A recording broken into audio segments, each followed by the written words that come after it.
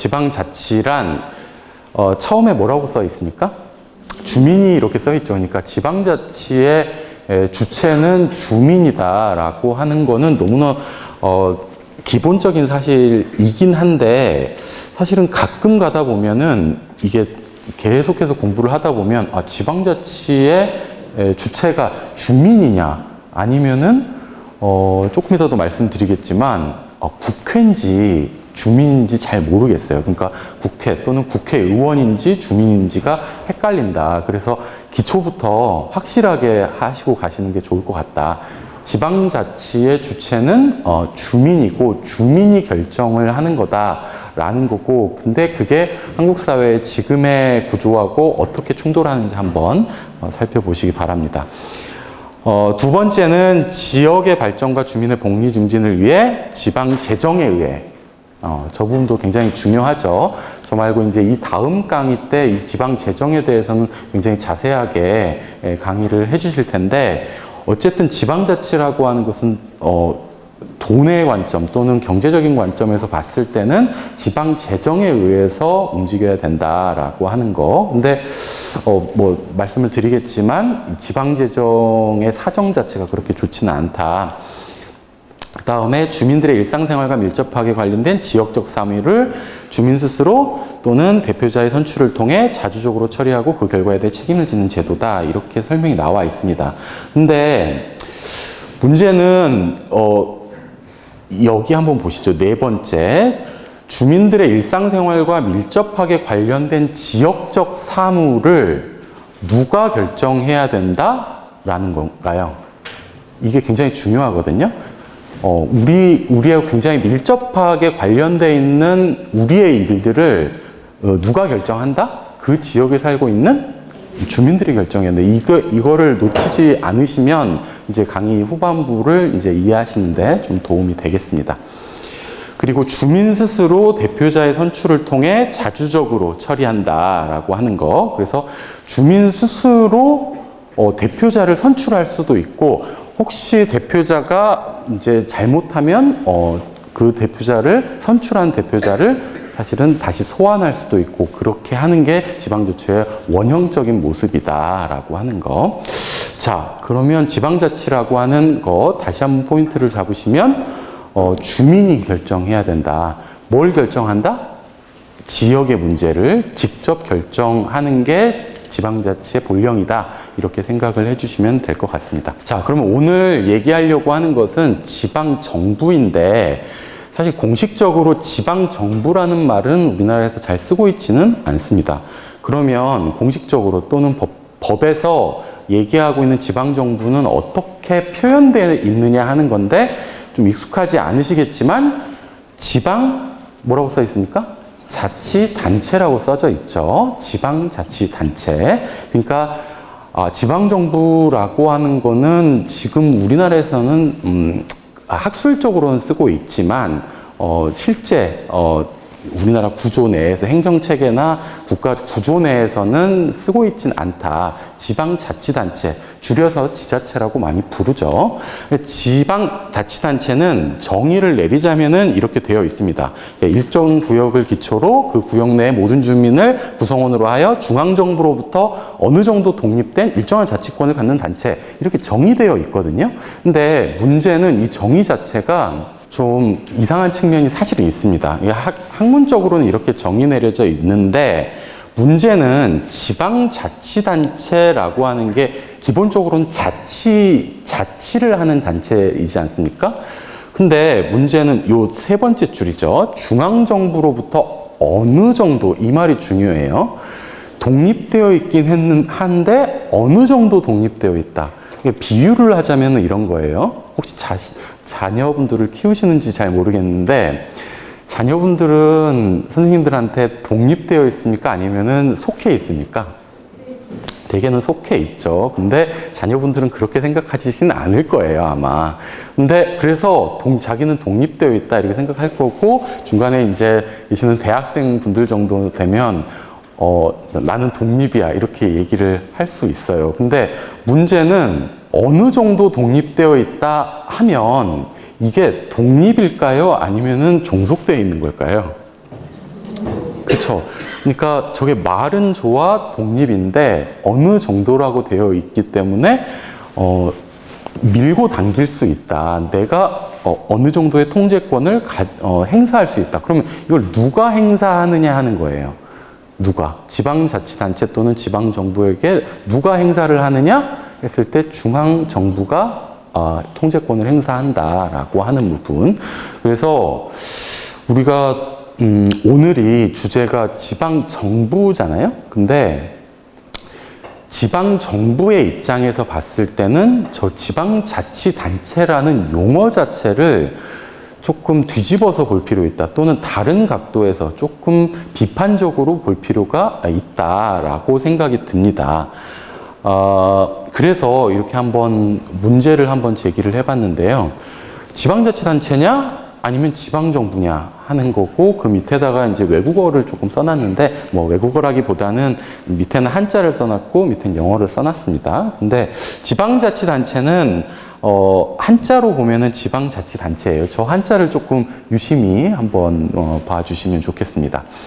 지방정부라는 말은 물론 한자로 쓸 수도 있지만 로컬 거버먼트의 번역이라고 봐도 되는데, 문제는 이 다음에 나오는 이 법조문을 한번 유심히 봐주십시오. 뭐라고 써 있습니까? 일본 지방자치법이에요. 그러니까 일본도 지방자치법을 가지고 있다 없다? 있어요. 그쵸? 그것도 참 우리랑 닮아 있는 부분인데, 지방자치법을 가지고 있어요. 그러면 이 법은, 자, 지방자치법이라고 돼 있잖아요. 이 법은 누가 정했을까요? 그렇죠. 이거 누가 정했나? 국회가 정했다. 그럼 국회는 어디에 있어요? 중앙에 있어요. 그러면 중앙에 있는 정부가 뭘 정하고 있는 거예요? 지방자치를 이렇게 하라라고 지방자치법으로 정하고 있다. 그러니까 이 문제의식을 처음부터 끝까지 갖고 가시면 굉장히 좋을 것 같은데, 왜 그럴까? 왜? 지방자치를 하라고 해놓고 중앙정부가 일정한 틀을 만들어 놓고 있다라고 하는 거고, 그거는 이제 조금 이따도 강의 후반부에도 다시 말씀을 드리겠지만, 여기에서 보시는 바에 따르면은 일본이 한다는 거, 그리고 일본이 지방정부를 나름대로 용어를 정리하고 있어요. 근데 어떻게 정리하고 있는지 한번 읽어볼까요? 맨 첫 줄의 첫 단어만 하고 읽어볼게요. 하나, 둘, 셋. 그러면 지방공공단체라고 되어 있어요. 우리나라는 지방자치단체. 그러면은 뭐만 바꿨어요? 공공을 자치로 바꿨고 자치가 공공이 되어 있는 거죠. 그러니까 그럼 이게 어디가 먼저일 것 같으세요? 어디가? 그렇죠. 네, 되게 이게 참 슬픈 현실이긴 한데, 우리나라 법에 관련되어 있는 용어들은 대부분 다 어디서 왔을까요? 네, 슬프게도 일본에서 왔고, 메이지 유신 이후로, 일본이 메이지 유신 이후로 이 여러 가지 학문 용어들, 과학 용어든 뭐 법률 용어든 다 이제 번역을 하고 있었는데, 번역을 많이 했습니다. 그리고 우리나라가 그 번역을 굉장히 많이 차용했기 때문에 법을 잘 알려면 사실은 그 번역어들, 그러니까 굉장히 어렵죠. 법적인 용어들 이제 보시면은 일상생활에서 쓰지 않는 용어들을 많이 쓰는데, 그것도 사실은 아직까지는 우리나라가 일본의 번역어의 영향을 받고 있다라고 하는 거고, 그게 지금 여기서 보시는 지방자치단체라는 말 자체에도 영향을 끼치고 있다라고 하는 거고, 이거는 뭐까지 연결될 수 있냐 하면, 지방자치단체를 중앙정부와 대등한 지방정부로 인식하는데 장애를 일으키고 있다라고 하는 거죠. 그러니까 지방자치단체는 어느 정도의 자율성은 가지고 있지만 어느 정도의 독립성은 없다라고 하는 기본적인 문제의식이 이 용어 그 자체에도 남아 있는 거고, 이거를 한번 현실에 대입해 놓고 생각을 해보시죠. 여러분들도 혹시나 중앙정부 하면은 사실은 모든 걸 결정을 하죠. 우리나라와 관련되어 있는 거의 모든 것을 결정을 하는데, 광주와 관련된 문제 또는 광주의 북구와 관련되어 있는 문제를 과연 북구청이 다 결정을 할까 또는 구청의 북구 의회가 결정을 할까라는 부분에 있어서는 여러분들도 아마 고개를 갸우뚱하실 거예요. 그쵸? 근데 그렇게 그냥 당연하게 생각하게 되는 이유 자체도 어떻게 보면은 이렇게 이름 자체가 잘못 붙여져 있기 때문에 그런 문제가 발생하지 않을까라는 거고, 그래서 앞으로 지방자치단체의 경우에는 이 말 자체가 우리에게는 굉장히 익숙해서 지자체 하긴 하지만 이게 일본에서 왔고, 일단 말 자체가, 그리고 그것이 가지고 있는 의미 자체가 중앙정부가 아니라 단체다. 그냥 단체.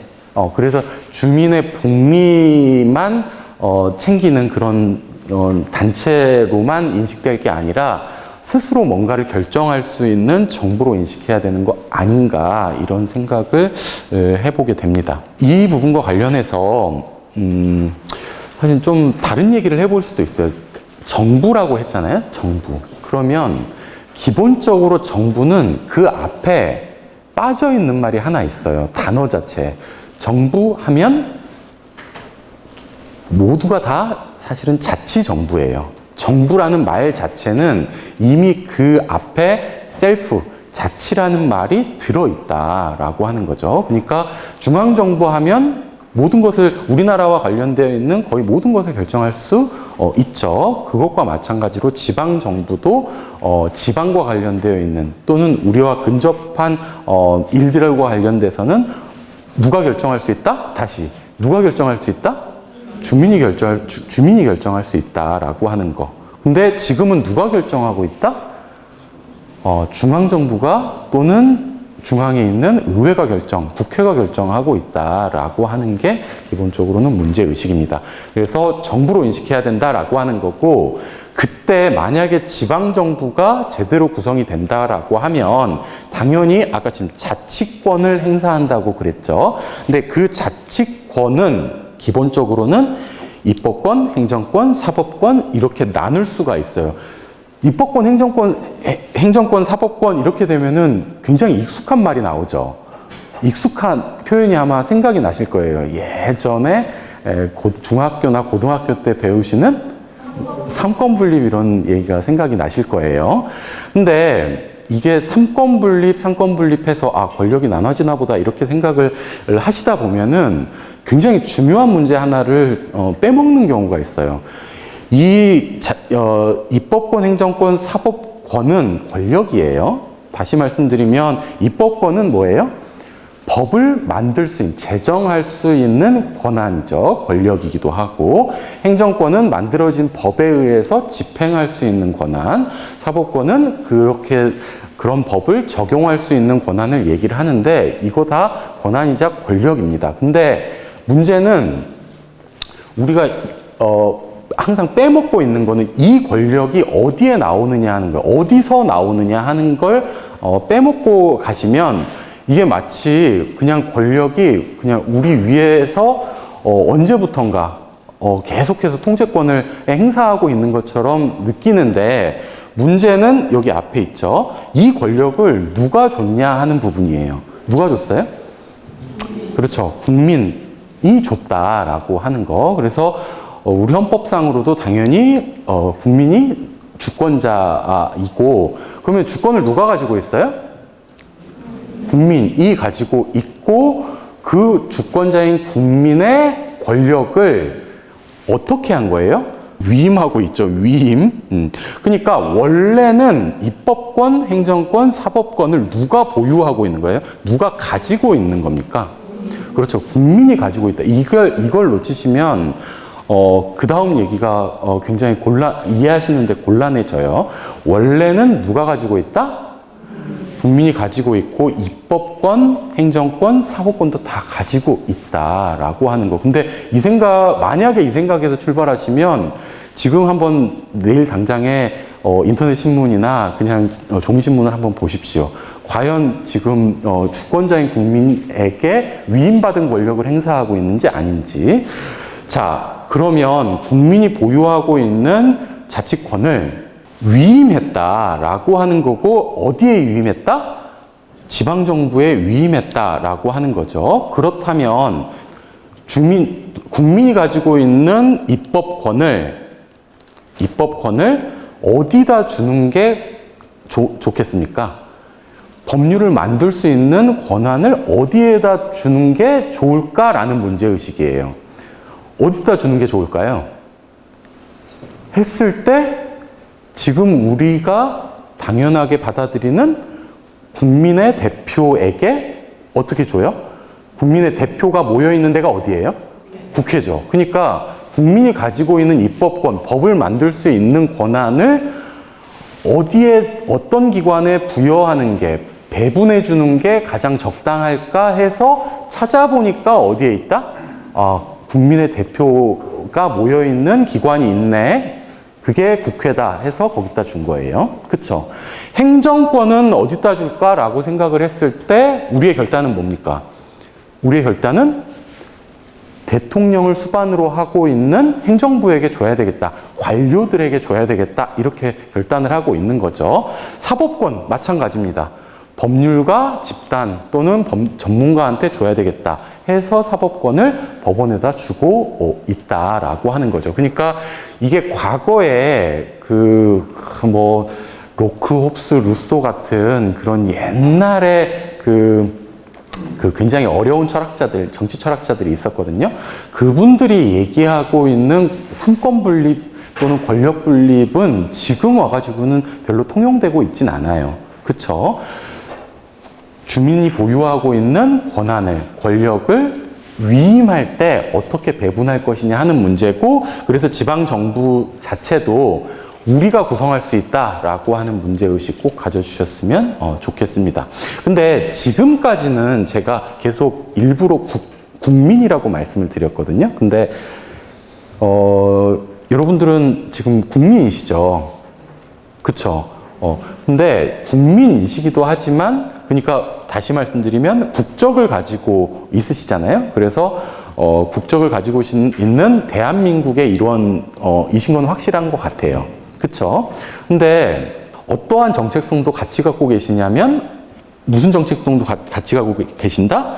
주민의 정체성도 함께 갖고 계시는 거예요. 다시 말씀드리면 굉장히 근접한 지역, 일정하게 사실은 전통적으로도 나눠져 있을 수도 있어요. 이 구역 자체가, 이 자치와 관련되어 있는 구역 자체는 전통적으로 광주, 그쵸? 예를 들면 나주 이런 데 굉장히 전통적이지 않습니까? 거기에 내가 정체성을 부여할 수도 있다. 나는 누구냐 했을 때 나는 대한민국 국민이다 이렇게 얘기할 수도 있잖아. 나 광주 사람이다 이렇게 얘기할 수도 있지 않습니까? 그러니까 주민이다라고 하는 것이고, 그렇다면 국가 전체에 대해서 내가 주권을 가지고 있고, 그렇기 때문에 내가 가지고 있는 권한을 중앙정부에다 또는 중앙기관에다가 나눠줬다라는 것과 마찬가지로 지방에서 내가 가지고 있는 지방정부에 대한 주권도 함께 생각을 해야 된다. 그러니까 따로 구성할 수 있어야 된다라고 하는 게 기본적인 생각입니다.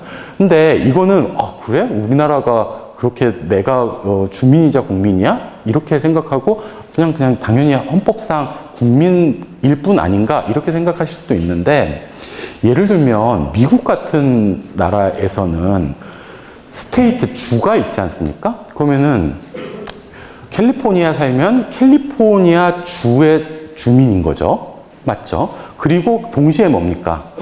연방정부의 미국이라고 하는 나라의 일원이기도 한 거죠. 그러니까 그것과 마찬가지로 우리도 그렇게 정체성을 나눠서 생각해 볼 수가 있다라는 거고, 그랬을 때 중앙정부를 구성하는 방식과 비슷한 방식으로 우리가 정부를 구성해 볼 수도 있다라고 하는 게 기본적인 생각입니다. 자, 그래서 우리나라 헌법에서 이 지방정부 또는 지방자치단체에 대해서 몇 가지 얘기를 하고 있습니다. 규정하고 있는데, 제가 천천히 한번 읽어 볼 테니까 어떤 부분들이 지방자치단체와 관련돼서 얘기를 하고 있는지 한번 보시면 되겠습니다. 지방자치단체는 주민의 복리에 관한 사무를 처리하고 재산을 관리하며, 자 보십시오.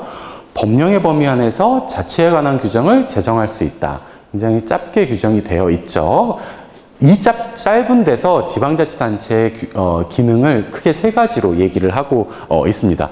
천천히 읽어보면 주민의 복리에 관한 사무를 처리하고 했기 때문에 자치 사무를 처리하는 기능을 얘기하고 있고, 그 다음에 재산을 관리하며 이렇게 되어 있기 때문에 재정과 관련된 기능을 할 수 있다라고 되어 있고, 마지막 법령의 범위 안에서 자치에 관한 규정을 제정할 수 있다라고 되어 있기 때문에 자치 입법을 할 수 있는 기능도 여기에서 규정을 하고 있습니다. 자, 이 세 가지 기능 정도 생각을 해 보시면 될 것 같고, 자, 기억해 보실 수 있으실까요? 이 부분과 관련돼서 자치 사무를 처리한다, 자치 재정을 담당한다, 그 다음에 자치 입법 기능을 한다라고 하는 거. 보시면 사실은 이렇게 보셔도 돼요. 여기 입법과 행정, 사법은 아직 없죠. 사법. 근데 입법과 관련돼선 자치 입법, 행정과 관련돼선 자치 사무, 그리고 자치 재정과 관련돼서 헌법이 규정을 하고 있구나, 이렇게 보시면 될 것 같고, 전반적으로 봤을 때는 이제 이렇게 지방자치단체와 관련된 기능을 정리해 볼 수 있겠습니다. 그래서 자치입법권, 방금 보셨던 117조 1항에서 규정을 하고 있는 부분이고, 자치행정권은 크게 네 가지로 얘기를 합니다. 그래서 자치조직, 행정, 재정, 계획. 그 다음 마지막 부분인데, 자치사법권 부분이에요. 사법권이 자치와 관련돼서 또는 자치분권과 관련돼서 주민들에게 과연 있었던가 싶을 정도로 자치사법은 존재하지 않는다는 거예요. 다시 말씀드리면 법원이라고 했을 때 이 법원은 우리나라에서는 거의 관료조직, 중앙관료조직과 같이 펼쳐져 있습니다. 다시 말씀드리면 광주에도 법원이 있나요, 없나요? 있긴 있죠. 근데 그 법원은 사실상 대법원에 속해 있다고 그냥 보셔도 무방합니다. 법적으로도 그렇기도 하거니와, 다시 말씀드리면 그거는 지방에 속해 있긴 하지만, 주소를 광주에다 두고 있긴 하지만 실질적으로는 중앙기관이에요. 그렇죠? 물론 검찰도 다 마찬가지입니다. 그러니까 문제는 이걸 어떻게 알 수 있느냐 했을 때, 자, 한번 보십시오. 자치 입법과 관련돼가지고 누구한테 맡겼다? 의회에다 맡기잖아요? 지방의회 의원을 뽑으시나요? 안 뽑으시나요? 선거할 때. 그쵸. 그러니까 위임을 하시는 거예요. 그 권한 자체를. 그때 당시에 선거를 할 때. 시장 뽑으시나요? 안 뽑으시나요? 뽑아요. 근데 이런 생각 해보셨을지 모르겠는데, 예를 들면 광주지검의 검사장을 뽑으시나요? 안 뽑으시나요? 안 뽑으시죠. 그쵸? 광주지법의 법원장 선거 당연히 안 하신다. 그러면은 이분들은 선출된 권력이에요? 선출되지 않은 권력이에요? 선출되지 않은 권력인 거죠. 그러면 그분들은 갑자기 어디서 나오신 거예요? 그렇죠. 중앙에서 임명을 하고 있는 거고, 그러니까 굳이 그분들의 이 민주적 정당성이라고 불러요. 그러니까 우리가 언제 위임했어? 이렇게 얘기했을 때 언제 위임을 하신 거냐면, 대통령 선거하실 때 위임하셨을 가능성이 굉장히 높아요. 돌고 돌아. 왜요? 대통령이 누구를 임명하니까? 네, 대법원장을 임명하고, 대통령을 우리가 뽑을 때 그 대통령이 알아서 잘 해주겠지라고 하는 생각으로 알아서 잘 된 거고, 그래서 임명돼서 내려오고 있는 거기 때문에 우리나라에서 자치사법이라고 하는 것은 존재하지 않는다. 진정 자치사법이 존재하려면 미국의 몇몇 주들이 하는 것처럼 검사장을 직접 주민이 뽑을 수 있어야 돼요. 제가 근데 방금 뭐라고 말씀드렸냐면, 미국의 몇몇 주들은 지검장, 그러니까 검사장을 직접 선출을 합니다. 주민들이 선거를 한다라고 하는 거죠. 그러니까 사실 이 아이디어는 생각해보면 그럴 수 있지 않나? 라고 생각을 할 수가 있으세요. 근데 우리나라 검찰권이나 사법 권력이 지금 확대되어 나가는 시점이죠. 그리고 그러면은 그렇지 않아도 우리나라의 사법권은 중앙 집권화되어 있어요. 왜 이토록 사람들이 이제 법과대 학생들이나 아니면 로스쿨 학생들 마찬가지로 다 원하는 게 이제 법률가가 되는 거고, 지금 학생들은 어쩐지 모르겠는데, 이 법률가들을 굉장히 선망의 직업으로 보지 않습니까? 뭐, 검사, 뭐 이런 거 나왔다 그러면은, 동네에서 막 잔치하고. 근데 그 왜 그랬을까라고 생각을 해보면, 권력이 굉장히 압축되어 있어요. 중앙에 압축되어 있고, 그 선을 뚫기만 하면 굉장히 압축되어 있는 권력을 행사할 수 있기 때문에 힘 있는 사람이 됐다라는 거를 우리가 그냥 그러니까 체감하고 있고 체화하고 있는 거다라고 하는 거. 그러니까 너무 중앙에 몰려 있는 거고, 그 조그마한 권력, 근데 굉장히 강력한 권력을 놓지 않기 위해서 다양한 방식으로 그 권력을 이제 지켜나가는, 무리해서라도 지켜나가려고 하는 시도들이 우리나라 이 검찰사회 또는 법원사에 쭉 존재하는 거 아닐까, 이런 생각을 해봅니다. 근데 그거에 대한 해독제가 뭐겠느냐 했을 때 다양한 방식들이 있을 수 있겠죠. 검찰을 통제하는 다른 권력들을 조금 강화한다든지, 또는 뭐 검찰 스스로 권한을 이제 배분을 다른 기관에, 경찰이라든지 다른 기관에 배분하면 좋겠는데, 지금 이제 지방자치와 관련돼서 또는 지방분권과 관련돼서 하나의 대안은 중앙에서 틀어지고 있는 자치사법권을 지방으로 분권하면 가능하지 않을까라는 생각이 있는데, 물론 한국 사회에서 한 번도 해본 적이 없기 때문에 그래서 상상해 본 적이 없고 우리 상상력 자체가 지금 빈곤한 상태여서 우리가 법관을 뽑아? 이런 상상 해본 적을 해보기 쉽진 않다라는 거. 근데 지방분권은 그런 걸 꿈꾼다라는 거 말씀드려볼 수가 있겠습니다. 자, 근데 다시 말씀드리는데 여러 가지 문제들이 있어요. 한국 사회에서 이 지방분권을 얘기하려고 할 때 한국 사회가 가로막고 있는 여러 가지 지방분권의 여러 가지 요소에서의 여러 가지 장애물들이 있는데, 한번 보십시오. 여기 자치행정권과 관련돼서 맨 처음에 나와 있는 게 자치조직권이에요. 자치조직권은 뭐냐면, 자, 한번 생각해 보세요. 여러분들이 지금 선생님이 되셨다고 한번 생각을 해보세요. 중학교 선생님이 되셨다 해가지고 이제 학생들이 50명 정도 클래스에 있어요. 그리고는 학생들에게 너희들이 스스로 자치를 해봐라 라고 얘기를 하는 거예요. 그러면 자치를 하려고 하면, 학생들끼리 자치를 하려면은 어떻게 해야 돼요? 그쵸. 집행부를 되게 뽑죠.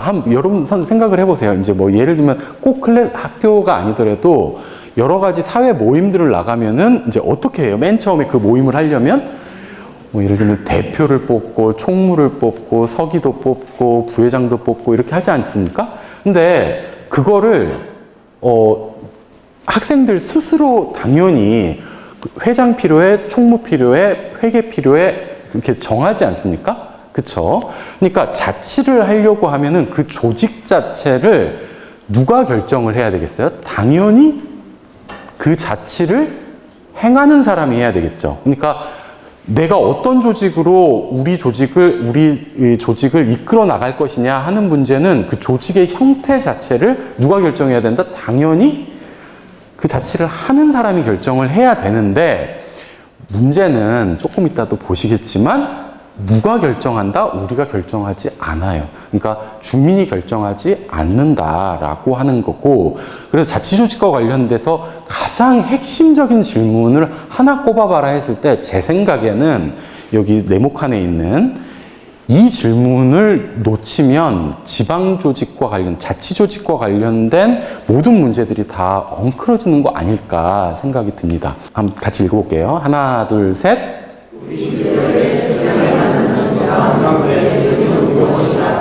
그쵸.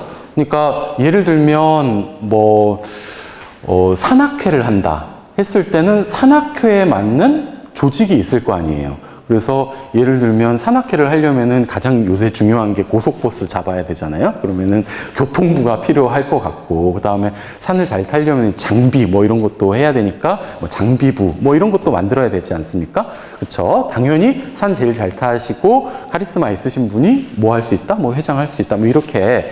그러니까 산악부는 산악회에 맞는 조직이 있고, 그러면 이거를 지방으로 얘기를 하면, 자, 광주는 광주 실정에 맞는 조직이 있을 거고, 그렇죠? 또 저 밑에 고흥에 가면 고흥에 맞는 실정이 있을 거고, 담양에 가면 담양에 맞는 조직 형태가 분명히 있을 거다라는 게 생각이 드시죠? 당연히. 그러니까 그러면 지금 우리가 자치를 하자 했을 때 가장 중요한 건 우리 실정에 맞는 우리의 조직 형태가 무엇인지를 먼저 생각하는 게 기본입니다. 그쵸?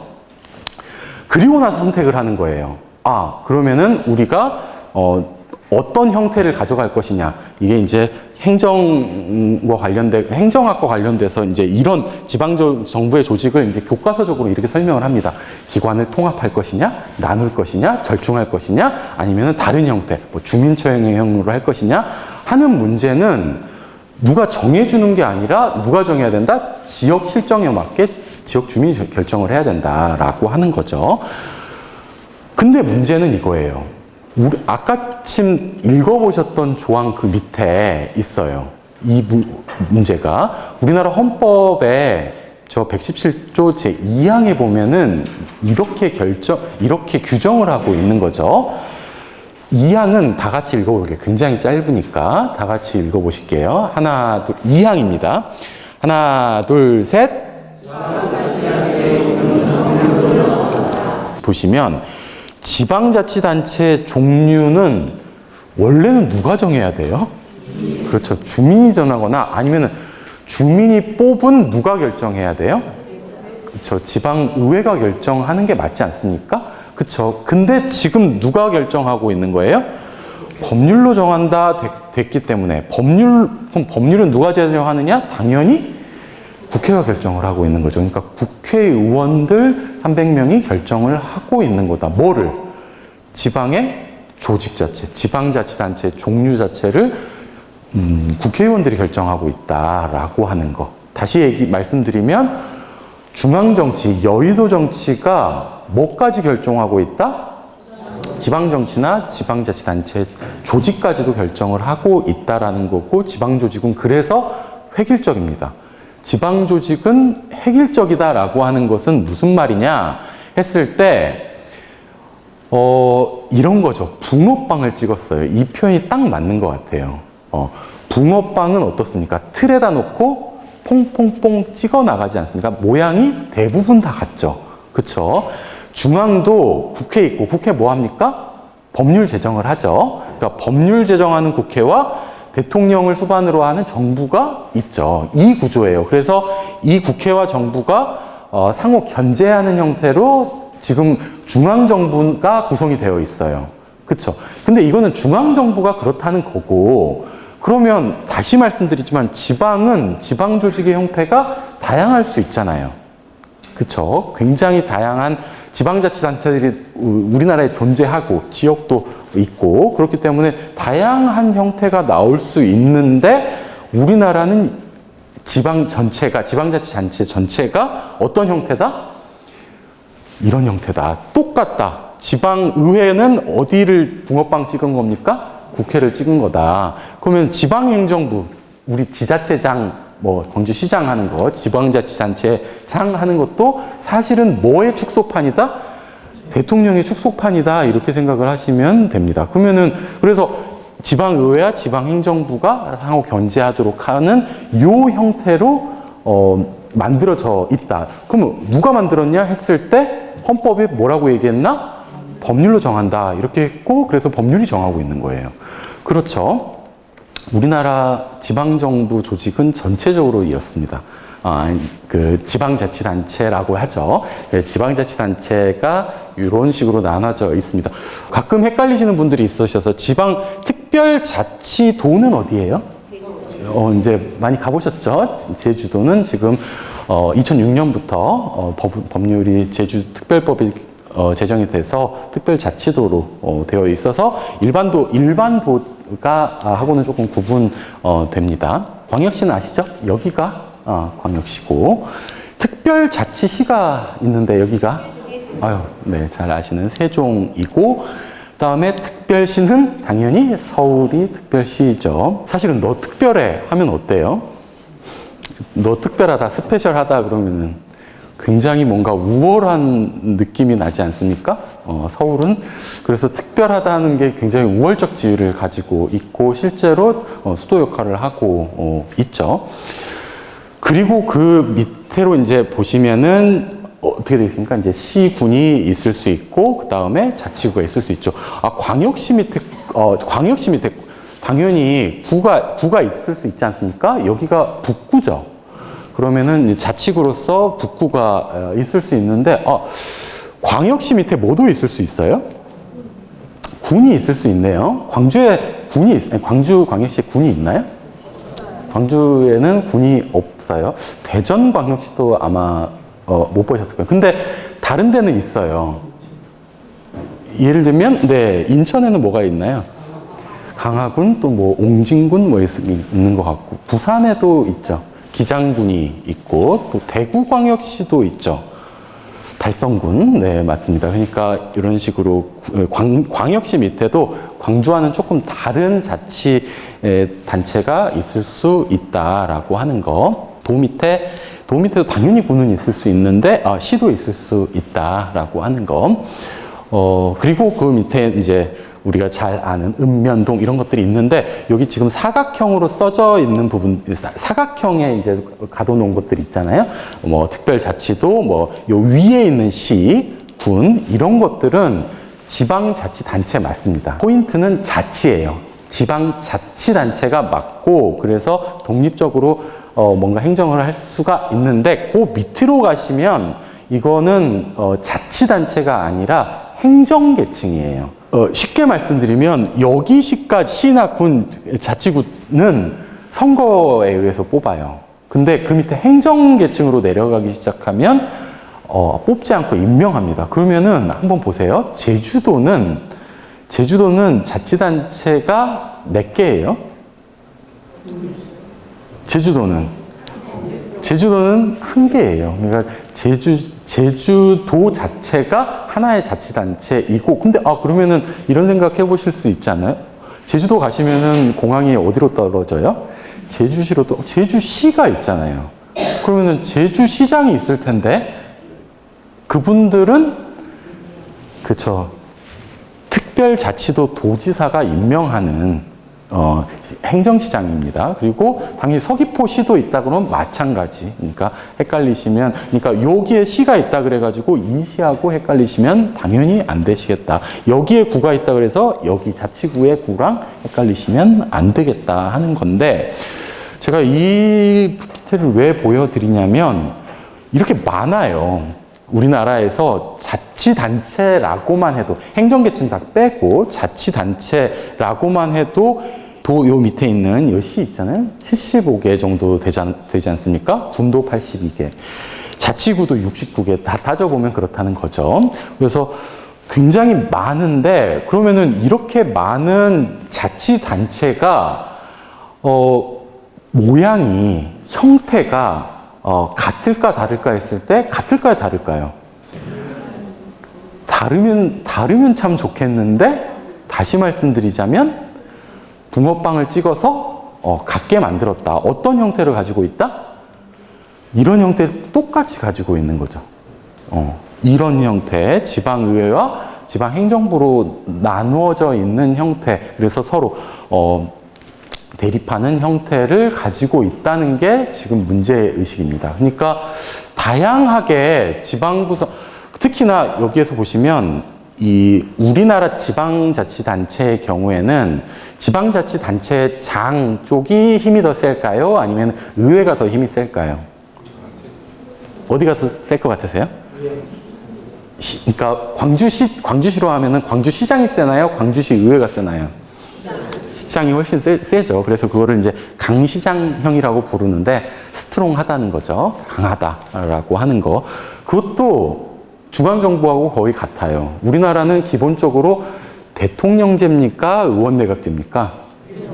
그건 잘 아시네요. 대통령제라고 하는 것은 기본적으로 대통령이 강한 권력을 행사하는 형태를 얘기를 하는 거고, 물론 대통령제는 대통령이 강하다라는 게 대통령제가 아니에요. 근데 그렇지만 어쨌든 우리나라 역사상 지금까지는 대통령이 강해왔고, 그거를 그대로 카피해서 복사해서 지방에서도 지방행정부 또는 지방자치단체 장이 굉장히 강한 힘을 가지고 있는 형태를 가지고 있다라고 하는 거. 다시 말씀드리지만 이걸 누가 정했다? 법률로 정하고 있다, 국회가 정했다라고 하는 부분 다시 강조를 드리고 싶습니다. 그래서 이렇게 붕어빵을 찍지 말고 다양하게 우리 실정에 맞는 형태가 뭔지 다시 한번 검토해 보면 어떨까 하는 거예요. 물론 광주광역시는 광역시고 규모가 상대적으로 다른 지방자치단체나 또는 행정단체 계층에 비해서 크기 때문에 당연히 지금의 형태도 적합할 수 있어요. 그래서 별 문제의식을 갖지 않으셔도 별 상관이 없습니다.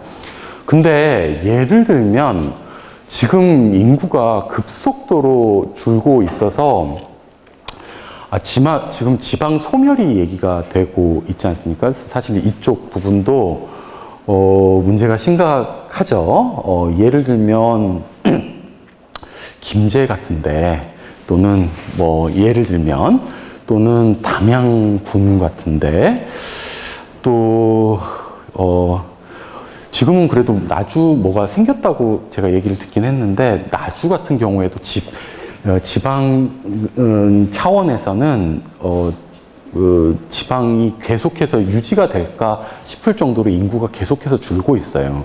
광주광역시는 잘 느끼지 못하실 수도 있어요. 근데 실제로 광주도 인구가 정체거나 아마 줄고 있을 것 같아요. 저는 통계를 보진 않아서 모르겠지만 어쨌든 그대로 답보 상태 이상으로 나아가지는 못하는데, 지방으로 내려가시기만 하더라도 지금 내려가시면 그러니까 가장 큰 문제가 교육 문제이지 않습니까?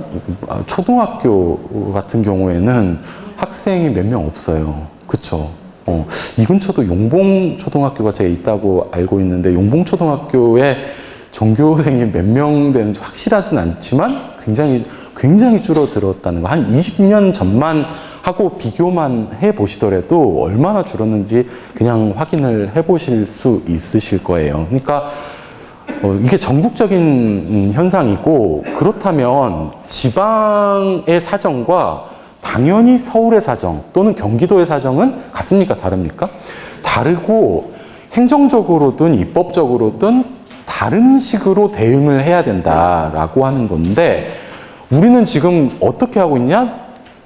집행부가 똑같아요. 그러니까 이끌어 나가는 대표의 형태가 똑같아서, 극단적인 예를 들자면 아까침에 그 산악회 조직을 지금 그냥 음악부에도 적용하고 있고, 다른 데도 청소부에도 적용하고 있고, 다 적용하고 있는 거예요. 그러니까 안 맞는 조직들을 계속 가지고 있는 거고, 만약에 지방이 소멸되고 있다 하면 당연히 굉장히 행정적으로 빠르게 대응할 수 있는 행정조직, 간편한 조직을, 간편하지만 힘 있는 조직을 만들어가지고 지역 문제에 대응을 해야 된다라는 거고, 그랬을 때 어떤 형태, 대안으로 나와 있는 어떤 형태가 가장 적합할까를 선택해야 하는 거고, 없으면 우리가 만들 수도 있는 건데 우리는 지금 정해져 있는 매뉴얼대로만 진행을 하고 있다라고 하는 겁니다. 이거는 뭐 조금 알기 쉽게 표로 제가 한번 그려본 건데 지금 현행 형태는 그래서 주민이 지방의회도 뽑고 지방자치단체의 장도 뽑는다라고 하는 거. 이게 제가 아까 지금 대통령제라고 우리나라는 대통령제다라고 하는데 매우 간단해요. 대통령제라고 하는 것은 대통령 따로 뽑는 거예요. 국회의원도 따로 뽑고 대통령도 따로 뽑으면 그게 뭡니까? 사실은 대통령제예요. 그러니까 어떻게 된 거예요? 지방의회도 따로 뽑고 여기 지자체장도 따로 뽑죠. 그러니까 중앙으로 얘기하면 총선도 하고 대선도 하고, 여기로 하면 지방의회 의원 선거도 하고 지자체장 선거도 따로따로 하게 되는 거죠. 다른 형태가 있어요. 어떻게 할 수도 있어요? 의원내각제 같이 할 수 있어요. 의원내각제에선 대선을 하나요, 안 하나요? 안 하죠. 그러면 뭐만 해요? 네, 총선만 합니다. 그러면은 총리가 있는데 그 총리는 총선에서 다수당을 얻은 당의 당수가 총리로 가게 되어 있잖아요. 일본 같은 경우에도 총리 선거를 따로 하지 않죠. 영국도 마찬가지로. 그러니까 우리도 그렇게 할 수 있는 거예요. 중앙은 대통령을 따로 뽑는다 하더라도 지방 굳이 이렇게까지 선거를 따로따로 뽑아야 되느냐 하는 문제의식을 가져야 한다는 거죠. 지방의회 선거하고 다수를 얻은 당이나 파가 집행부를 담당할 수도 있지 않을까, 이런 생각을 해보시자는 거죠. 자, 지방의회의 지위는 이렇게 됩니다. 거의 이게 왜 이걸 굳이 얘기를 말씀드렸냐면 이게 국회의 지방의회 의원, 그러니까 국회 권한을 다시 말씀드리면 축소해 놓은 거다. 이걸 보여드리려고. 주민의 대표고 의결기관이고 입법기관이다. 이런 얘기. 지방의회, 참고로 말씀드리면 지방의회, 우리나라에서 지방의회 임기는 몇 년입니까? 국회의원 임기도 4년이다. 같죠. 의원의 보수는 이게 참 국회의원들 보수를 주나요, 안 주나요? 주죠. 그리고 국민들한테 국회의원 보수 주는 거에 관련돼 가지고 이제 여론조사 하면은 여론조사를 안 하시고 성질 내세요. 얘들한테 왜 세비를 줘야 되느냐 하는 건데, 지방의회 의원도 보수가 일정하게 있습니다. 원래는 없었다가 굉장히 적은 돈이 나왔다가 지금은 유급직으로 전환이 되어 있는 상태고, 의원의 의무들은 있는데 국회의원들이 가지고 있는 불체포특권이나 면책특권은 인정되지 않습니다. 뭐 여러 가지 다른 권한들도 존재한다라고 하는 거. 그다음에 이 부분 회의 운영과 관련돼 가지고 제적의회는 5분의 1 이상이, 물론 자치단체장도 이제 조례를 이렇게 제정을 하자라고 발의를 할 수 있다. 이런 부분도 뭐 체크를 해 놓으시면은 뭐 참고가 되실 수도 있겠습니다. 지자체장도 이제 의회에 비해서 강한 권한을 가지고 있다. 이렇게 말씀드렸고, 지방자치단체 자체 또는 지방정부를 지금 현재에서 이끌어 나가고 있는 리더는 지자체장이라고 보시면 되겠습니다. 마찬가지로 참고로 임기는 몇 년입니까? 4년이고, 연임을 할 수는 있는데 3기 동안 할 수가 있죠. 그래서 최장 12년 동안 임기가 규정이 되어 있다. 이렇게 아시면 괜찮을 것 같습니다. 권한은 굉장히 많이 있어요. 근데 이제 이 지자체의 권한과 관련돼 가지고 한 가지 특이해 보실 만한 부분은 이 다음 부분들이에요. 지자체장이 이 의회가 만들고 있는 조례, 제 조례라고 말씀을 드렸는데, 조례는 사실은 지방 정부로 하면은 지역 차원의 법률이 되어야 해요. 근데 이름 자체를 조례라고 해놨기 때문에 굉장히 하위의 규범처럼 인식이 되는 측면은 있습니다. 근데 어쨌든 지방의회가 할 수 있는 입법은 조례인데, 그 조례와 관련해서도 그나마 법률의 하위에 있는 입법인데 그나마도 굉장히 제약되어 있는 형태다. 굉장히 작다는 거예요. 그걸 보여드리려고 이 지방자치법을 말씀을 드리려고 하는데, 쉽게 말씀드리면 지방의회가 뭔가 의결을 한다라고 하면은 그것에 대해서 제의를 요구를 할 수가 있어요. 누가? 지방자치단체장이. 그러니까 뭔가 의결을 해갖고 오면 지방자치단체장이 다시 한번 해봐, 다시 의결을 해라 그래가지고 제의를 요구할 수 있는 거고, 이게 이제 중앙정부로 하면은 뭐예요? 대통령이 거부권을 행사할 수 있는 것과 마찬가지이죠. 그러니까 중앙정부에서도 거부권을 행사할 수 있으니까 지방 쪽에서도 지자체장이 제의를 요구할 수 있다, 거부권 행사할 수 있지 않냐, 이렇게 생각하실 수도 있어요. 근데 문제는 3항에 한번 보시죠. 지방자치단체장은 제2항에 따라 재의결된 사항이 법령에 위반된다고 인정되면 대법원에 어떻게 할 수 있어요?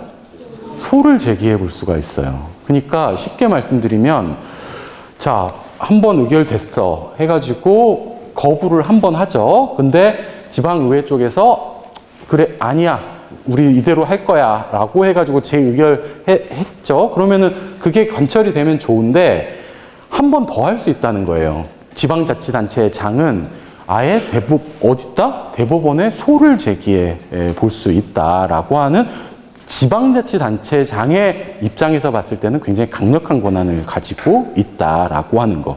심지어는 그거 혹시 아세요? 패싱 한다고? 네, 그 패싱 권한도 있어요. 패싱 권한이 뭐냐면 선결처구권이라고 하는 게 있습니다. 그러니까 쉽게 말씀드리면, 혹시 지방의회가 없거나 또는 지방의회가 아직 구성이 안 돼 있거나, 또는 여기 첫 번째 줄에 보시죠. 지방자치단체는 지방의회가 성립되지 아니한 때와 가로 넘어가셔서 지방의회 의결사항 중 주민의 생명과 재산보호를 위하여 긴급하게 필요한 사항으로서 지방의회를 소집할 시간적 여유가 없거나 지방의회 의결이 지체되어 의결되지 아니할 때는 뭘 할 수 있다? 선결처분, 그러니까 먼저 결정해서 처분해버릴 수 있다는 뜻이에요. 그쵸? 그러니까 지방의회가 결정하지도 않았는데 어떤 특정한 요건을 맞춰지면 지자체장이 먼저 의회의 승인을 받지 않은 상태에서 처분을 할 수도 있다라고 하는 굉장히 강력한 권한을 가지고 있는 거죠. 그러니까 지방자치 또는 지방분권의 핵심이 지방의회, 우리의 대표가 제대로 활동하고 정상적으로 활동하는 게 목표인데, 문제는 그나마 법률에 의해서 굉장히 작게 설정되어 있는 지방의회 권한마저도 지방자치단체장에 의해서 축소되어 있는 형태다. 그래서 굉장히 비정상적인 형태로 지방의회가 결정을 할 수밖에 없다라고 하는 것도 지방분권에서는 굉장히 큰 문제고, 지방정부를 생각해 보실 때 한번 다시 생각해 보셔야 될 중요한 문제라고 생각이 듭니다. 참고로 아까 지금 이거는 이제 그 제의 요구하고 그다음에 제소하는 문제를 이제 간략하게 표로 그리면은 이렇게 된다 말씀을 드려볼 수가 있습니다. 자, 그 다음 얘기는 중앙정부와 지방정부의 관계인데, 중앙정부와 지방정부의 관계 문제를 파악하려고 할 때 이런 관점에서 한번 보시면 어떨까 싶어서 제가 제안 드려보는 겁니다. 법이 과연 중앙정부와 지방정부를 어떻게 관계 설정하고 있느냐 하는 문제예요. 근데 이거는 이제 상식적인 문제이기 때문에 이렇게 그림은 굉장히 간단하죠. 이렇게 위계적으로, 그러니까 위아래가 있는 형태로 이제 그려놨는데, 우리나라의 법 체계의 최고 법은 뭡니까? 헌법이죠. 다 아시는. 그 다음에 그 아래에 뭐가 있습니까? 법률이 있죠. 그리고 그 아래에 대통령 등등의 명령 규칙 같은 게 있을 수 있고, 그 다음에 제일 밑에다가 조례를 써놨어요. 근데 이렇게 써놓을 수밖에 없는 것 같아요. 지금 상황에서는. 다시 말씀드리면 이 그림을 자세히 보시면 두 번째 요 법률 보시면 법률이 헌법에 위반할 수 있습니까? 없습니까? 그걸 뭐라고 불러요? 법률이 헌법에 위반된다? 위헌이라고 부르죠. 위헌. 만약에 명령규칙은 생략을 하고 조례가 법률에 위반할 수 있을까요? 없을까요? 이 그림 하에서. 있을 수가 없죠. 그럼 밑에 그려져 있으니까 위법적이 돼버려요. 마찬가지로 조례는 헌법에 위반할 수가 없다. 그래서 위헌조례 같은 거는 우리나라에서 문제가 되면, 소송이 되면 당연히 무효가 된다. 근데 지금 보는 거는 이 그림 자체예요. 이 그림 자체에서 조례, 다시 말씀드리면 지방의회가 결정하는 사항. 그래서 지방 정부의 차원에서 봤을 때는 우리 지방의 법률인데, 그쵸? 근데 이름이 조례고, 심지어는 우리 지방의 법률인 이름이 조례인 저 법규범은 뭐에 위반될 수 없다? 헌법과 법률에 위반될 수 없다. 또는 명령에도 위반될 수가 없다라고 말씀드릴 수 있어요. 그런데 이 부분을 한번 잘 생각해 보시면 좋겠는데, 그림을 거꾸로 놓고 한번 보자는 거죠. 만약에 이렇게 놓고 보면, 와, 헌법이 히말라야 산의 제일 꼭대기 위에 있나 보다. 그게 그리고 모든 것을 통제하나 보다. 라고 생각을 해볼 수 있고, 그래서 헌법을 더 가깝게 느끼세요. 이렇게 그려놓으면, 아, 헌법이 최고니까 최고가 제일 좋은 거 아니야? 이렇게 보시는데, 실제로 주민의 직접적인 문제, 우리의 문제와 관련돼서 가장 가까운 규범은 뭡니까? 당연히 조례일 거예요. 왜냐하면은 지금 우리는 어디에 살고 있기 때문에 지금 발붙이고 있는 광주, 북구, 여기, 지금 여기에 있다, 서구 또는 여기에 있기 때문에 조례가 가장 우리에게 가까운 법률이고, 법률은 사실은 굉장히 멀리 떨어져 있는 법률이고, 헌법은 저 특수한 저 규범 자체, 이렇게 물어볼 수 있어요. 헌법을 혹시, 헌법에 대한 사항들을 언제 동의해 보신 적 혹시 있으세요? 없으시죠? 굉장히 오래됐어요. 언제 만들어졌어요, 헌법은? 제정된 건 48년이고, 가장 최근에 개정된 것만 하더라도 87년이에요.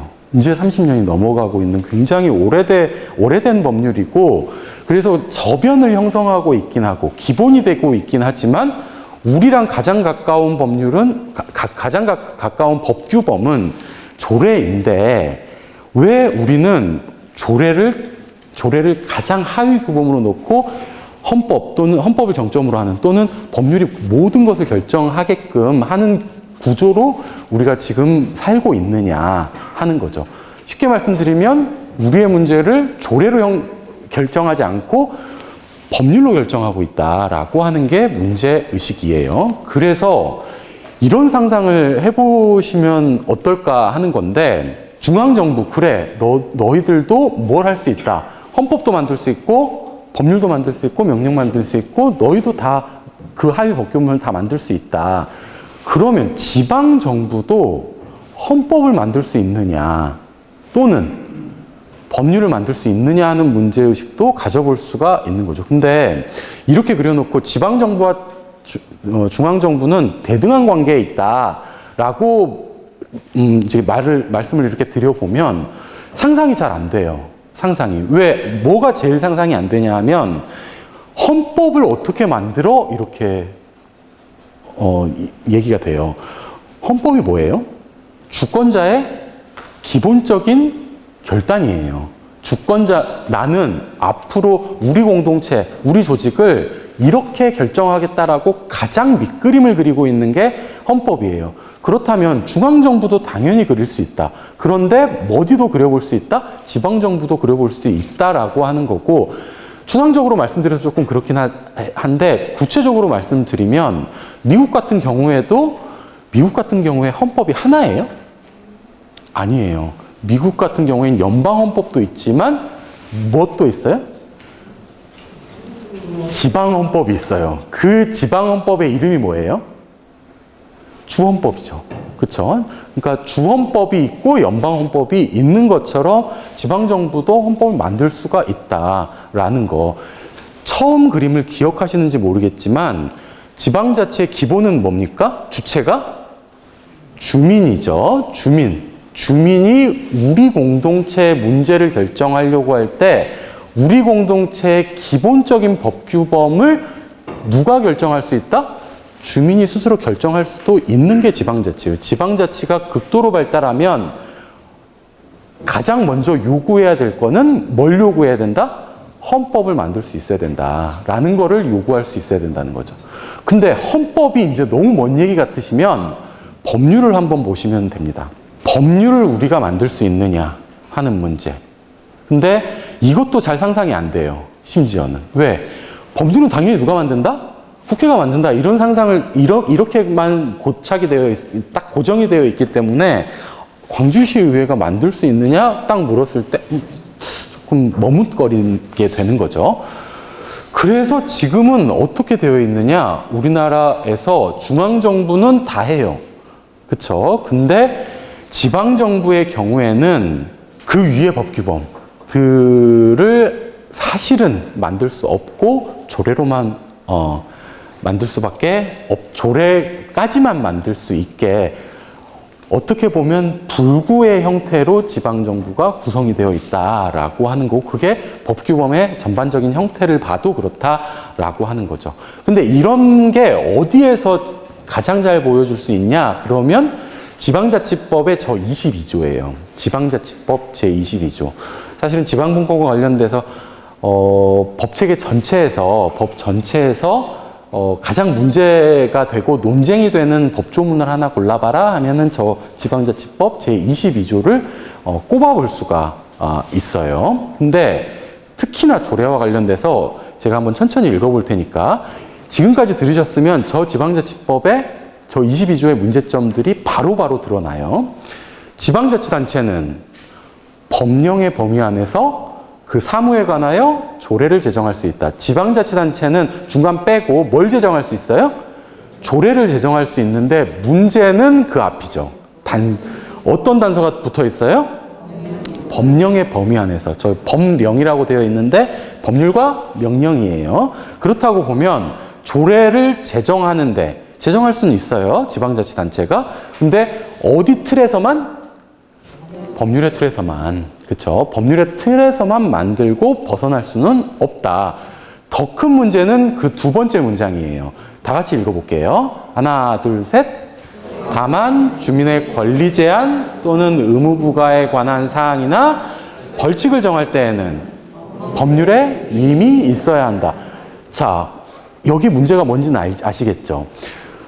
원래 법령 또는 법률은 기본적으로 우리나라 전체에 대한 일반법이기도 해요. 근데 그걸 조금 더 구체적으로 얘기해봐라. 법률이 왜 힘을 갖느냐 했을 때 여기 있어요. 권리를 제한하고 의무를 부과하는 게 사실은 법률이 가지고 있는 힘이에요. 다시 말씀드리면 국민이 누리고 있는 폭넓은 권리가 있는데 공동체를 유지를 하려고 하다 보면은 권리가 제한되어야 하잖아요. 그러면은 권리를 제한해야 할 수밖에 없어요. 지역의 문제도 뭐 예를 들면 지역에 대기업이 들어왔어. 그래가지고 대기업이 지역에서 지역 하천을 막 흐려요. 사업을 하다가 그렇게 되면 그 기업의 권리를 제한할 수 있어야 돼요. 어디가? 지방정부가. 그래야 지방정부가 힘을 갖고 우리의 지방의 대표들이 힘을 가질 수 있는데 지금은 그렇게 하려면 어디에서 위임을 해줘야 돼요? 법률에서 위임을 해줘야 된다. 따라서 이런 식의 논리로만 보면 법률이 위임하지 않는 사항에 관련돼 가지고는 지방정부가 권리를 제한하거나 의무를 부과할 수 없기 때문에 그만큼 힘이 없다라고 봐도 되는 거고 힘을 갖는다 하더라도 그거는 누가 부여해 준 거다? 법률이 부여해 준 거다. 이렇게 정리를 해볼 수가 있는 거죠. 지방자치법 제22조의 문제를 조금 이해를 해 주실 수 있을 거라고 생각이 듭니다. 다시 말씀드리면 법률이 가지고 있는 권리 제한, 저 의무 부과의 관련된 사항을 어디가 가져야? 지방 정부 또는 지방 의회가 가져야 제대로 된 법체계, 지방의 법체계가 형성이 되는 거다라고 할 수 있습니다. 우리나라 헌법상의 지방자치에 관련된 조항은 굉장히 많을 것 같다라고 생각을 하실 수가 있겠는데, 물론 굉장히 중요하게도 한 장으로 구성을 해놨어요. 근데 지방자치장을 찾아보시면 이렇게 한 장으로 딱 구성이 되어 있는데 조문은 저게 답니다. 두 조로 구성되어 있어요. 그러니까 다른 뭐 예를 들면 국회나 또는 정부와 관련되어 있는 조항들은 굉장히 자세하게 되어 있는데, 지방자치는 이렇게 달랑 두 개라고 말씀드려도 무방할 만큼 간단하게 되어 있고, 그런데도 불구하고 저렇게 작은데도 불구하고 그나마도 지방자치와 관련돼서는 굉장히 제한적으로 규정을 하고 있다라고 하는 거. 그러니까 헌법적인 차원에서도 지방자치가 제한되어 있다라고 하는 거고, 그 헌법 중에서도 특히나 이런 조항들은 헌법의 마치 일반 원리를 규정하고 있는 것처럼 보이지만, 지금까지 들으신 지방 분권의 눈으로 보시면 조금 다르게 읽으실 수도 있어요. 굉장히 중요한 조항이에요. 헌법 37조 2항. 국민의 모든 자유와 권리는 국가안전보장 질서유지 공공복리를 위하여 필요한 경우에 하나요? 뭐로서 제한할 수 있어요? 법률로서 제한할 수 있어요. 그러니까 이게 이제 보이시면 지금까지 강의를 잘 들으신 거예요. 국민의 자유와 권리를 제한할 수 있어요. 근데 뭐로서 제한할 수 있어요? 법률로서 제한할 수 있다. 그러면은 뭐로선 제한할 수는 없어요? 조례로선 제한할 수가, 지금 저걸로는. 그러니까 위임받지 않는, 법률에 위임받지 않은 조례로는 제한할 수가 없다. 조례가 단독적으로는 할 수가 없다라고 하는 거, 굉장히 중요한 조항인데 여기에서도 지방분권, 지방자치가 제한되어 있다라고 하는 거, 조금 어려운 말로는 법률 유보라고 부릅니다. 저 법률로서라는 말이. 자, 그러면 다 이제 똑같아요. 그 전체 이제 우리나라 법체계를 읽으실 때 법률, 법령 이렇게 나오시면 나오는 조항들이 있으면 전부 다 조금 다른 관점에서 읽어보실 수가 있다라고 할 수 있습니다. 이 조항도 굉장히 재미있어요. 왜 재미있냐 하면 굉장히 단순한데 굉장히 힘있게 선언을 했어요. 헌법 40조에. 입법권은 어디에 속해요? 국회에 속한다 이렇게 되어 있어요. 그러니까 법률 제정할 수 있는 권한을 어디다가 정해놓은 거예요? 배치를 해놨어요? 국회에다가 딱 정해놨어요. 그쵸? 그러니까 그럼 뭐는 할 수 없다? 국민도 입법권을 갖지 않고, 그쵸? 여기 보면 입법권 국회에 속하니까 국민에게도 속하지 않고 주민에게도 속하지 않고 심지어는 지방의회도 속하지 않는다라고 행간을 읽어보시면 굉장히 재미있습니다. 그래서 좀 다르게 바꿔보자라고 하는 것은 자료에 나와 있으니까 한번 읽어보시면 이게 어느 게 더 합리적일까라는 거는 판단을 해보실 수 있겠고, 헌법이 입법권 자체를 좀 배분을 했으면 좋겠다라고 하는 거.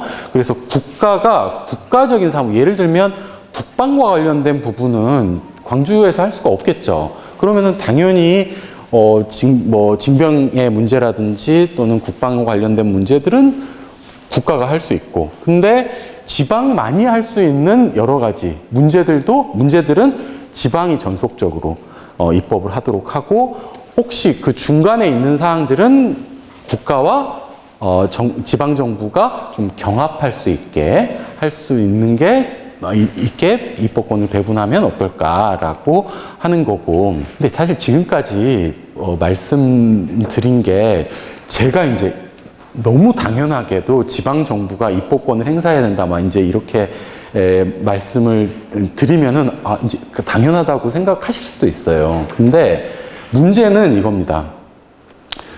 제가 이제까지 말씀드린 게 지방의회가 법률을 제정할 수 있지 않을까, 지금은 막혀 있지만 하는 건데, 문제는 저 법률이라는 게 기억해 보시면 법률이 힘을 가질 때는 언제다? 권리를 제한하고 의무를 부과할 때예요. 그쵸? 그러면 이건 뭘 말씀드린 거냐면 지금 있는 광주시 의회가 우리의 권리를 제한하거나 의무를 부과할 수 있는 법규범을 만들어낼 수 있느냐 하는 문제거든요. 지방분권의 관점에서는 만들어낼 수 있어야 된다고 말씀을 드리는 거예요. 근데 그렇게 하면은 곧바로 반론하실 수 있으세요. 어떤 반론을 하실 수 있으세요? 지방의회가 그럴 만한 힘이 있어? 아니면은 걔들 어떻게 믿어? 지방의회를 어떻게 믿어? 이렇게 반론을 하실 수가 있으세요. 이건 뭐냐? 그러면 지방의회 그 자체가 주민들 또는 국민들 스스로가 그 민주주의, 지방의 민주주의 자체를 별로 크게 생각하고 있지는 않다. 다시 말씀드리면 지방의회 민주적 정당성을 지금은 제대로 부여하고 있지는 않다라고 하는 거고, 우리의 과제는 뭐냐? 그러면 지방의회 민주적 정당성, 다시 말씀드리면 지방의 민주주의를 어떻게 하면 살려낼 것이냐 하는 문제가 지금까지 말씀드린 법률이나 또는 지방정부의 입법권이나 자치조직권과 관련된 큰 문제다라고 말씀을 드릴 수가 있고, 그래서 지방의회 또는 지방정부의 민주적 정당성 문제가 가장 핵심적인 문제가 아닐까라는 겁니다. 지방정치 또는 지방정부는 물론 사람에 의해서 움직이기도 하지만 그 기본은 돈이죠. 재정이 어떻게 되느냐 하는 부분이고, 자치의 기본은 돈을 내가 쓸 수 있어야 되는 거예요. 그쵸? 맞지 않습니까? 돈 주머니가 어느 포켓에 들어있느냐, 어느 주머니에 들어있느냐에 따라서 어떻습니까? 그래서 그걸 내가 어떻게 쓰느냐에 따라서 내가 독립하느냐 마느냐 하는 게 결정이 돼요. 그렇다면 지방정부의 독립성은 지방정부의 재정의 문제라고 봐도 무방해요. 따라서 이렇게 되는 거죠. 지방정부의 재정이 어떻게 구성되느냐. 다시 말씀드리면 지방정부의 세금 문제죠. 세금, 조세. 이 부분, 지방정부가 어떤 항목을 정해서 세금을 걷어들이느냐 하는 문제가 가장 중요한 문제예요. 그쵸? 그래서 세금을 이 부분에, 예를 들면 소득세 부분에 있어서 조금 더 걷고 싶다 하면은 지방정부가 알아서 결정해가지고, 만약에 필요 없으면은 조금 덜 걷고 하는 부분을 누가 결정할 수 있어야 된다? 지방정부가 결정할 수 있어야 되는데, 문제는 헌법이 저렇게 규정하고 있다는 거예요. 조세 종목과 세율은 뭐로 정한다? 법률로 정한다. 문제점을 아시겠죠? 법률로 정한다 하고 있기 때문에 누가 정한다? 지방의회가 정한다? 아니죠. 법률이 정해주는 대로 가요.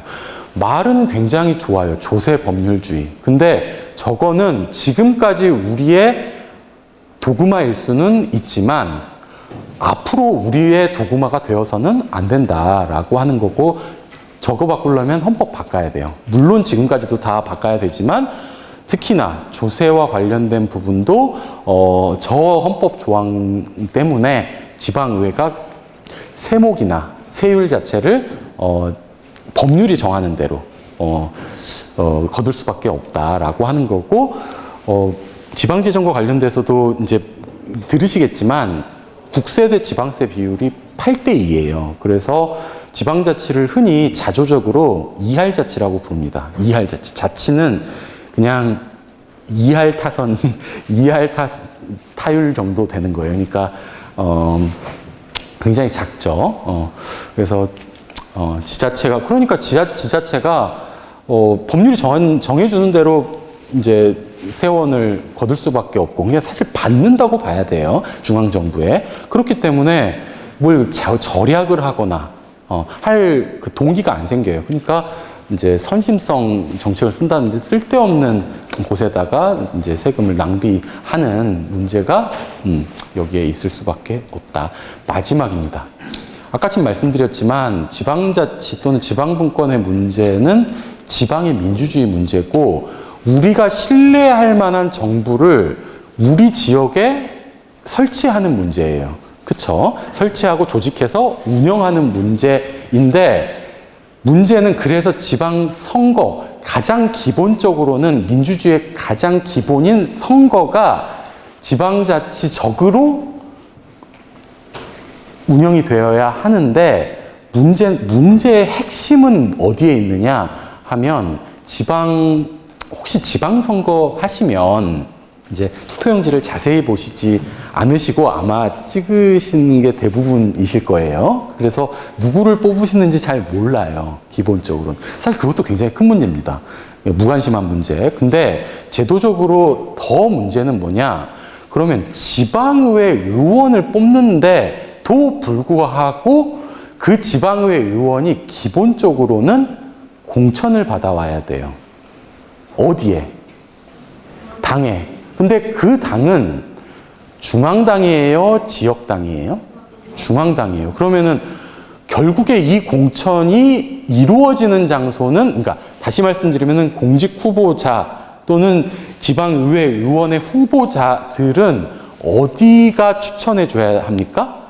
중앙당의 중앙당의 핵심 집행부의 추천을 받아서 지방에 내려와가지고 정치를 하고 있다는 게 가장 큰 문제입니다.